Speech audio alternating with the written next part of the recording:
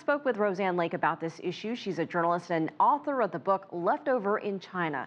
And I asked her about the stigma of divorce in China.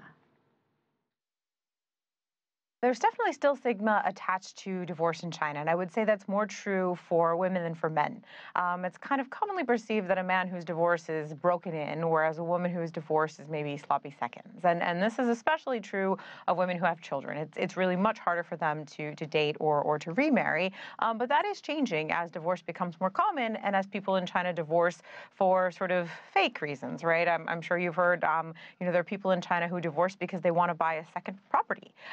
In certain cities, it's given the real estate market, it's advantageous to buy a second property, but as a married couple, you may only be able to legally buy one, so people will divorce at least on paper so that they can buy that second. But aside from that reason, what are some of the other reasons that lead to divorce in China?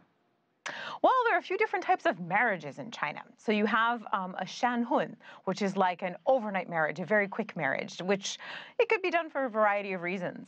Maybe people just want to get married to sort of tick that box and they do it quickly without thinking it through very much. Another common reason for divorce is, it's not quite as common anymore, but a luohun, so like a naked marriage, a marriage that's maybe impulsive and very based on passion and romantic love, but there are no resources behind it. And in China, resources are very important, right? Marriages traditionally are supposed to be based on mengdang hudui, or matching doors and matching windows. And so if the family, both parties are coming to this stripped of resources, families are probably going to disagree with it, which leads to another type of marriage in China, or a reason for divorcing in China, which is 个人的问题 or 家庭的问题, right? Family disputes. I knew a couple that they did their marriage registration at the marriage bureau, but they hadn't yet, before they were able to have their marriage party, their parents were fighting over, what the festivities were going to look like, and so they didn't even make it to that. They divorced before they actually had the wedding party. So there are a whole bunch of reasons.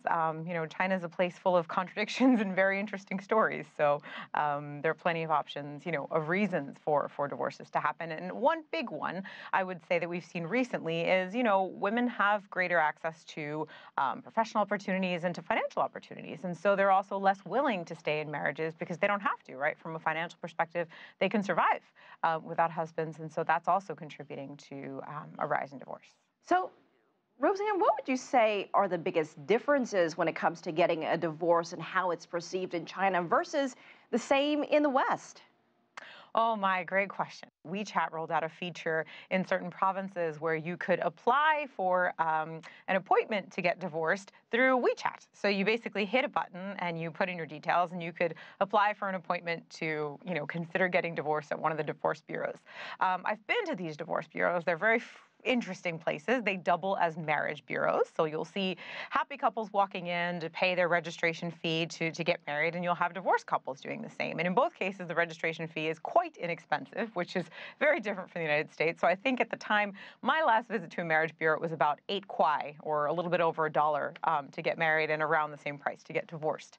And so, these are, from a social perspective, divorce is much more common. It's much more of a recent thing in China.